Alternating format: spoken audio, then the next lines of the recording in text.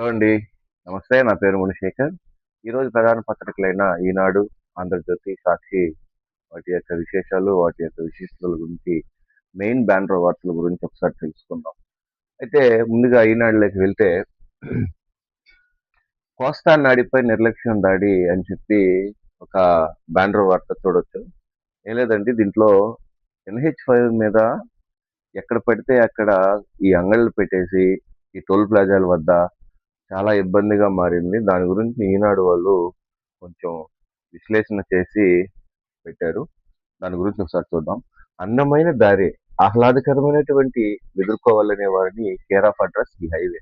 పచ్చని కోనసీమ, అందాల Godavari, back waters సవ్వడిలతో కళ్ళు తిప్పుకోలేని అందమైన ప్రాంతం నుంచి వెళ్ళే ఈ 216 నంబర్ జాతీయ రహదారి ఇప్పుడు ప్రమాదాలకు చిరునామంగా మారింది. నిర్వహణలో నిర్లక్ష్యంతో ఎప్పటి నుంచో జరుగుతుందో తెలియని పరిస్థితి ఈ మార్గంలో ఉంది. కత్తిపూడి నుంచి కత్తిపూడి నుంచి ఒంగోలు వరకు ఎన్నో ముఖ్యమైన పట్టణాలు, గ్రామాల మీదుగా వెళ్ళే ఈ దారిలో ఎన్నో మలుపులు. ఏమాత్రం అజాగ్రత్తగా ఉన్న ముప్పు ఖాయం అని చెప్పి ఒక బ్యానర్ వార్త చేశారు. డాక్టర్ బిఆర్ అంబేద్కర్ కోనసీమ జిల్లా మురవళ్ళ వద్ద జాతీయ రహదారిపై దుకాణాలతో ఇరుగ్గా మారిన 216 జాతీయ రహదారి అని ఇది ఈ NH5 రోడ్లు, 216 రోడ్లు ఏ విధంగా ఇరుగ్గా మారాయి అని చెప్పి ఒక విశ్లేషణ చేసి చేశారు. పోతే రాష్ట్ర జనాభాలో సగం బీసీలే. 2.68 కోట్ల మందిలో వెనకబడిన వర్గాల వారికి 50.59%. బీసీ జనాల్లో తొలి 3 స్థానాల్లో శ్రీకాకుళం, కర్నూలు జిల్లా, విశాఖ. ఉత్తరాంధ్రలో బడుగులే సింహబలం అని చెప్పి ఒక బ్యానర్ వార్త చూడొచ్చు. రాష్ట్ర జనాభాలో వెనుకబడిన తరగతుల వారే సగానికి పైగా ఉన్నారు. రాష్ట్రం మొత్తం జనాభా 5.31 కోట్లు కాగా అందులో 2.68 కోట్ల మందిలో బీసీ వారి వాటా 50.59% ఉంది. వైకాపా హయాంలో 2024 ఎన్నికల ముందు అప్పుడు సచివాలయ సిబ్బందితో రాష్ట్ర వ్యాప్తంగా చేపట్టిన కులగణన ద్వారా ఈ వివరాలు వెల్లడయ్యాయి. నియోజకవర్గాల వారీగాను బీసీల్లో ఏ కులం వారు ఎంతమంది ఉన్నారో వివరాలు సేకరించి అప్పటి ప్రభుత్వం ఓ నివేదికను బహిర్గతం చేయకుండా ఆ, తొక్కి పెట్టడం. సామాజిక వర్గాల వారీగా వైకాపాకు అనుకూలంగా శాసనసభ స్థానాల్లో అభ్యర్థుల ఎన్నికల కోసమే అని చెప్పి సీఎం జగన్ ఈ నివేదికను బయట పెట్టలేదని విమర్శలు వచ్చాయి. తాజాగా ఈ నివేదిక వెలుగులోకి వచ్చింది అని చెప్పి ఎంతెంత బీసీలు ఉన్నారు, బీసీల్లో ఎన్ని కులాలు ఉన్నాయి, శ్రీకాకుళంలో ఎంత పర్సెంటేజ్ ఉంది, ఈ కులగణన ఇప్పుడు చేస్తున్నటువంటి విధానంలో బీసీలే ఎక్కువ వాటా ఉందని చెప్పి ఒక వార్త చూడొచ్చండి. పోతే ఈ ట్రంప్ తాత గురించి ఒక విషయం వేశారు. మళ్ళీ ఇరాన్ పై దాడులకు సిద్ధమవుతున్నాయని చెప్పి భీకర దాడులు జరుగుతున్నాయి అని చెప్పి ఒక వార్త ఉంది. మళ్ళీ దాడులకు సంసిద్ధం. ఇరాన్కు సమయం మించిపోతుందంటున్న ట్రంప్ ఒప్పందానికి త్వరపడకపోతే మిగిలేదేమీ ఉండదని హెచ్చరిక అని చెప్పి ఒక ఏఐ ఫోటోతో పెట్టిన ఒక పోస్టర్ ని నిన్న విడుదల చేశారు. పశ్చిమాసియాలో పరిస్థితులు మళ్లీ ఉధృతంగా మారుతున్నాయి. ఇరాన్ పై దాడులకు పునరావృతించేందుకు అమెరికా ఇజ్రాయెల్ పై సిద్ధమవుతున్నట్లు వార్తలు వస్తున్నాయి. ఈ క్రమంలో అమెరికా అధ్యక్షుడు డొనాల్డ్ ట్రంప్ సమయం మించిపోతుందంటూ టెహ్రాన్ ను మరోసారి హెచ్చరించాడు అని చెప్పి ఒక బ్యానర్ వార్త చూడొచ్చు.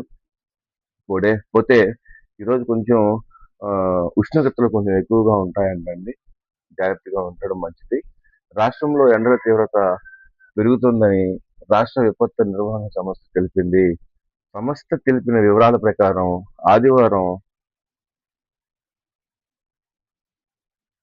ఆదివారం మార్కాపురం జిల్లా ఖమ్మంలో 43.3 డిగ్రీలు గరిష్ట ఉష్ణోగ్రత కాగా 14 జిల్లాల పరిధిలో 65 మండలాల్లో 40 డిగ్రీలకు పైగా ఉష్ణోగ్రతలు నమోదైనట్టు ఒక వార్త వచ్చింది. ఎండల తీవ్రత చాలా ఎక్కువగా ఉంది. అత్యవసరం అయితే మాత్రమే ఇంట్లో నుంచి బయటికి వెళ్ళడం మంచిది.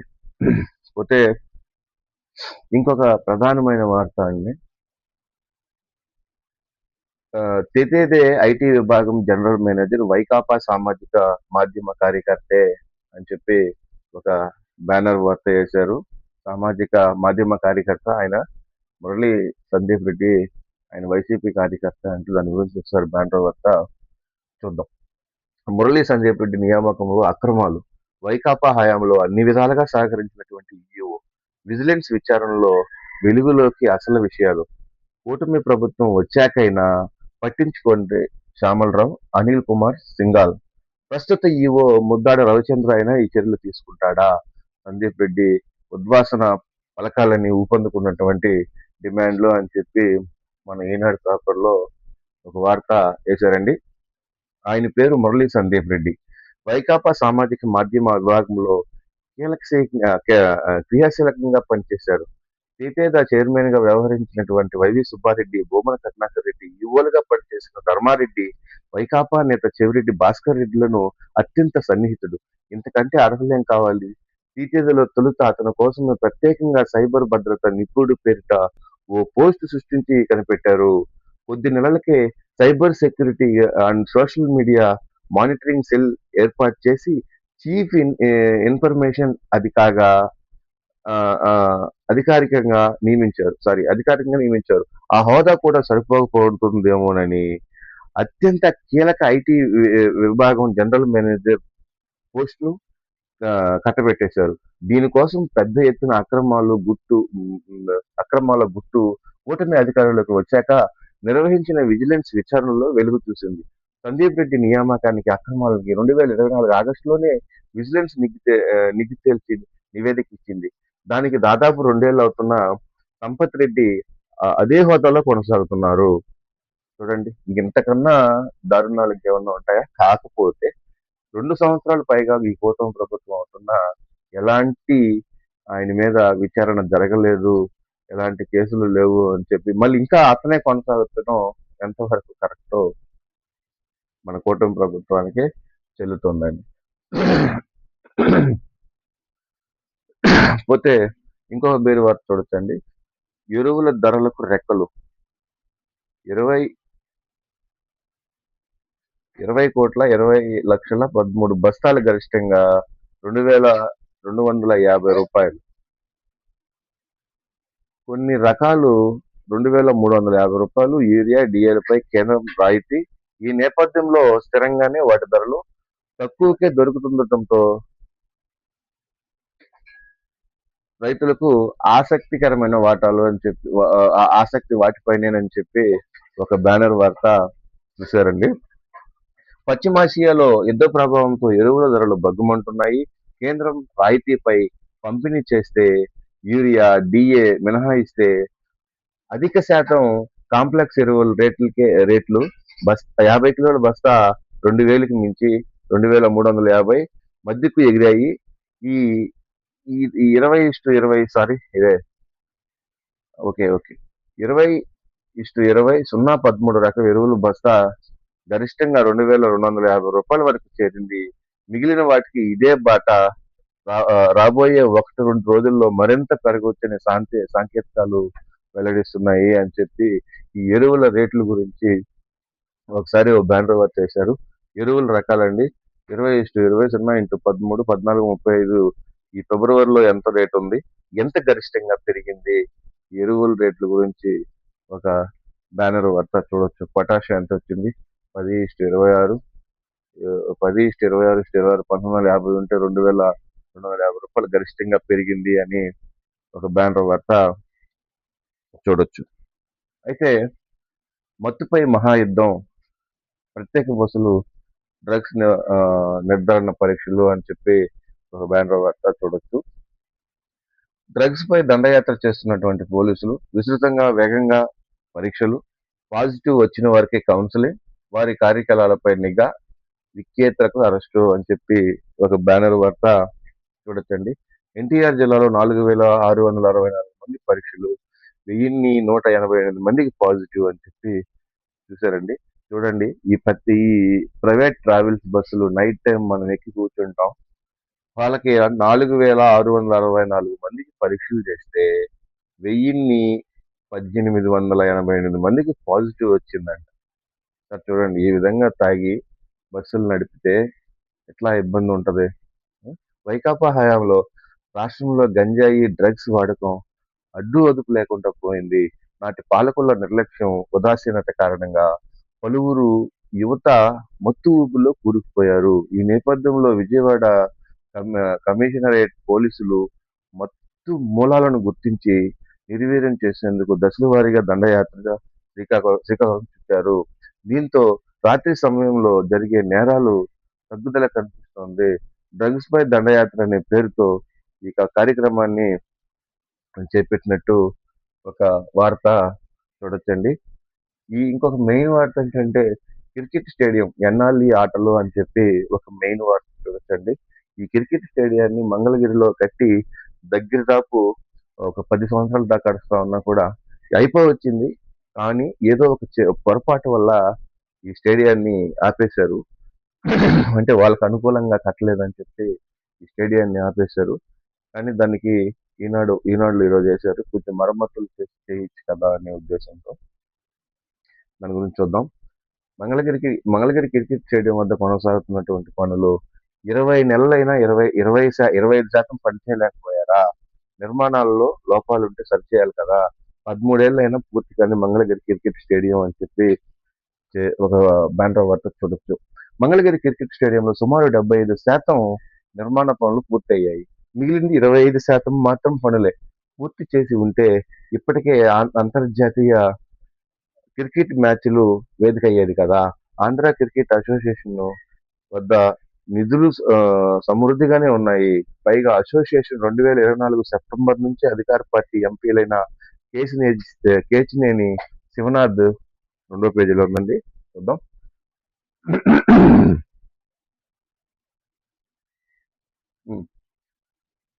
సానా సతీష్ బాబు నడిపిస్తున్నారు. మరోవైపు రాష్ట్ర కేంద్రంలో కూటమి అధికారంలో ఉంది. ఇన్ని సానుకూలతలు కనిపించడంతో స్టేడియం పూర్తవుతుందని క్రీడాకారులు, క్రికెట్ అభిమానులు ఆశించారు. 20 నెలలు పైగా గడుస్తున్నా ఆ మైదానంలో పనులు ముందుకు కదలలేదు అని చెప్పి ఇంత పెద్ద వార్త వేశారు. ఇది ఆల్మోస్ట్ ఈ క్రికెట్ స్టేడియం అయిపోయిందండి. కానీ ఇక్కడ జరిగినటువంటి మిస్టేక్ ఏంటంటే కాంట్రాక్టర్ ఒక రకంగా కట్టారు. అది చాలా పెద్ద మ్యాటర్ అండి. కానీ క్రికెట్ స్టేడియం నడపాలి అంటే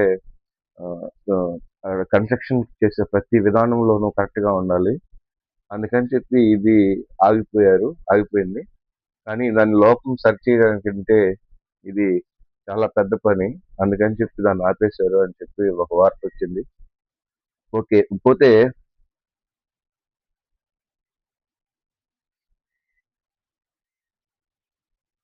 ఎరువులకు రెక్కలొచ్చాయి అని చెప్పి బ్యానర్ వార్త వచ్చిందండి. ఎరువుల ధరలు బాగా మండిపోతున్నాయి అని చెప్పి వచ్చింది. ఉక్రెయిన్ తొట్టులో వృద్ధుల తరలింపులపై సీఎంఓ ఆగ్రహం అని చెప్పి ఇది నిన్న సోషల్ మీడియాలో చాలా హల్చల్ చేసింది. ఇద్దరిని ఇటాచ్లో బకెట్ లో కూర్చొని పెట్టి ఏదో చేశారని చెప్పి వచ్చింది. విజయనగరం జిల్లా భోగాపురం మండలం బైరెడ్డిపాలెంలో జరుగుతున్నటువంటి విమానాశ్రయ అనుసంధాన రహదారి పనులను అడ్డుకుని నిరసన తెలిపిన ఇద్దరు వృద్ధులపై ఉక్రెయిన్ తొట్టులో తరలించిన ఘటన ముఖ్యమంత్రి కార్యాలయం అధికారులు సీరియస్ అయినట్లు సమాచారం. శుక్రవారం జరిగిన ఈ సంఘటనపై సీఎం కార్యాలయం అధికారులతో పాటు రెవెన్యూ మంత్రి అనగాని సత్యప్రసాద్, సిఎస్ సాయి ప్రసాద్ శనివారం కలెక్టర్లు రామ్ సుందర్ రెడ్డితో మాట్లాడారు. ఇందుకు దారి తీసినటువంటి పరిస్థితులపై వారి కోరిక మేరకు ఆయన నివేదిక పంపారు. గత ప్రభుత్వ హయాంలో విమానాశ్రయానికి అవసరమైన భూసేకరణ ప్రక్రియ జరిగింది. ప్రభుత్వం చెల్లించే పరిహారం చాలదని కొందరు రైతులు తీసుకునేందుకు నిరాకరించారు. దీంతో ఆ మొత్తాన్ని ప్రభుత్వం న్యాయస్థానంలో డిపాజిట్ చేసేసింది. కార్గో టెర్మినల్ నుంచి విమానాశ్రయం ప్రధాన రహదారిని కలిపే అప్రోచ్ రోడ్డు ఈ నిర్మాణ పనులకు సుమారు 250 మీటర్ల మేర మిగిలాయి. శుక్రవారం ఆ సంస్థ పనులు ప్రారంభించగా పరిహారం అందని కొందరు అడ్డుకున్నారు. ఇందులో ఇద్దరు వృద్ధులు ఉక్రెయిన్ తొట్టులో కూర్చొని నిరసన తెలిపారు. వారికి ఇటు నుంచి అటు తరలించిన వీడియో సామాజిక మాధ్యమాల్లో వైరల్ అయ్యింది. దాని గురించి నిన్న సీఎం నుంచి సీరియస్ అయినట్టు ఒక వార్త వచ్చిందండి. పోతే పొగాకు రైతు ప్రయోజనాలను కాపాడండి అని చెప్పి ఇంకొక బ్యానర్ వార్త వేశారు. సో ఇదండి. ఒకసారి మనం ఆంధ్రజ్యోతికి వెళ్దాం. ఆంధ్రజ్యోతిలో కూడా చాలా ఇంపార్టెంట్ అయినటువంటి విషయాలు ఉన్నాయి. ఆంధ్రజ్యోతికి వెళ్దాం. పోతే ఆంధ్రజ్యోతిలో అండి, అమరావతికి మరో ఖ్యాతి. అడ్వర్టైజ్మెంట్లకు అయిపోయినాయి. దేశంలో తొలి క్వాంటం సెక్యులర్ కమ్యూనికేషన్ టెస్ట్ బెడ్లు క్వాంటం వ్యాలీతో కలిసి ఏర్పాటు చేయనున్న సి డాట్ భాగస్వాములకు సీఎం చంద్రబాబు అభినందనలు. ఆవిష్కరణ వేదికగా అమరావతి నిలుస్తుందని చెప్పి ఒక ఆకాంక్ష అని చెప్పి ఒక బ్యానర్ వార్త వేశారు. అమరావతి కమ్యూనికేషన్ సైబర్ సెంటర్ కోసం దేశంలోనే మొట్టమొదటి quantum secular communication test bed అమరావతిలో ఏర్పాటు కానుంది ముఖ్యమంత్రి చంద్రబాబు నాయుడు తెలిపారు. భారత ప్రభుత్వం సమాచార మంత్రిత్వ శాఖకు చెందిన C DOT Amaravati quantum valley భాగంలో అమరావతిలోని ఎస్ఎంఆర్ యూనివర్సిటీ ఈ బెస్ట్ బెడ్లను ఏర్పాటు చేస్తుంది అని వెల్లడించారు అని చెప్పి ఒక బ్యానర్ వార్త చూసింది. సుప్రీంకోర్టు జడ్జిల సంఖ్య 38కి పెంపంటండి, అది ఒక బ్యానర్ వార్త ఉంది. మరోసారి పెరిగిన సిఎన్బి ధరలు, అంటే కేజీ ఒక రూపాయి పెంచినట్లు ఒక వార్త వచ్చింది. అన్ని అడ్మిషన్లకు ఒకే పోర్టల్, ఉన్నత విద్యలో కీలక మార్పులు అని చెప్పి ఒక బ్యానర్ వార్త చూడొచ్చు. ఇంటర్మీడియట్ పూర్తయిన వారు ఇంజనీరింగ్, డిగ్రీ, ఇతరత్ర కోర్సులకు వేరువేరు దరఖాస్తులు చేసుకుంటున్నారా? పలు రకాల వెబ్సైట్లకు తెగ అన్వేషిస్తున్నారా? అయితే ఒక మంచి వేరువేరు వెబ్సైట్లను వెతకడం, రిజిస్ట్రేషన్ చేసుకోవడం, అర్హులను పరిశీలించుకోవడం లాంటి గందరగోళంలో ఉండదు. ఉన్నత విద్యాశాఖ తాజాగా కామన్ పోర్టల్ అందుబాటులోకి తెస్తుంది. దీంతో అభ్యర్థులకు తగిన కోర్సులు ఎంపికతో పాటు దరఖాస్తు ప్రక్రియ కూడా చిటికలో పూర్తి కానుంది అని చెప్పి ఒక బ్యానర్ వార్త చేశారండి. ఉన్నత విద్యలో కీలక మార్పులు, ఒక్క రిజిస్ట్రేషన్ తోనే ఏ కోర్సులకు అర్హత ఉందో తెలుసుకోవచ్చు. నచ్చిన వారిని అక్కడే దరఖాస్తు, కుల ధృవీకరణ పత్రం అక్కర్లేదు, పత్రాలన్నీ ఆధార్తోనే అనుసంధానం, ఉన్నత విద్య పూర్తయ్యేదాకా విద్యార్థులకు ట్రాకింగ్లకు ప్రణాళిక, ఈ విద్యా సంవత్సరం నుంచే అమలులోకి తెచ్చేందుకు కసరత్తులు చేస్తున్నారు అని చెప్పి ఒక బ్యానర్ వార్త మనం చూడొచ్చు. పోతే భూదోపిడికి టూ స్కెచ్ 2,000 కోట్లు అని చెప్పి, భూదోపిడికి స్కెచ్ 2,000 కోట్లు అని చెప్పి ఒక బ్యానర్ వార్త వేశారండి. నెల్లూరు ఇనాం భూములపై గత ప్రభుత్వ సలహాదారులు కన్ను అని చెప్పి ఒక బ్యానర్ వార్త చూడొచ్చు. నెల్లూరు నగరం దగ్గరలోని పుత్తూరులో 371 ఎకరాల్లో ఇనాం భూమి ఉంది. ఒక్కో ఎకరం ధర దాదాపు 6 నుంచి 10 కోట్లు మొత్తం. ఈ భూమి కనీసం విలువ 2,000 కోట్లకు పైనే. త్వరలోనే అక్కడి నుంచే ఔటర్ రింగ్ రోడ్ కూడా వెళ్తుందని చెప్తున్నారు. గత జగన్ ప్రభుత్వంలో సలహాదారుడిగా పనిచేసిన ఒక ఆయన మరోసారి ఈ భూమిపై కన్నేశారు. ఈ భూమిని ప్రైవేటు దిశగా చూపించి పట్టాను ఇప్పించే దొంగ పనికి ఆయన తెర వెనక యంత్రాంగం నడుపుతున్నారు. ఇందుకు ఓ ప్రజాప్రతినిధి, ఓ అధికారి సహకరిస్తున్నారు. ప్రభుత్వానికి లేదా ఈ సుదీర్ఘ కాలంలో సాగుతున్న ఉన్నత వారికి దక్కాలని ఈ భూమిని గద్దెను తన్నుకుపోవాలని నానా ప్రయత్నాలు చేస్తున్నారు అని చెప్పి ఆంధ్రజ్యోతిలో ఒక బ్యానర్ వార్త వేశారండి. మామూలుగా సర్లేండి, దీని గురించి చెప్పుకుంటే, ఎందుకంటే మాది కూడా నెల్లూరు జిల్లా కాబట్టి, ఉమ్మడి నెల్లూరు జిల్లా కాబట్టి దీని గురించి తెలుసు కాబట్టి మనం చెప్పుకుంటే కొంతమంది మనోభావాలు దెబ్బతింటాయి. 370 ఎకరాలు కొట్టేసేందుకు పన్నాగం, ఓ ప్రజాప్రతినిధి, అధికారి సహకారం, గత ప్రభుత్వంలోనూ ప్రయత్నాలు,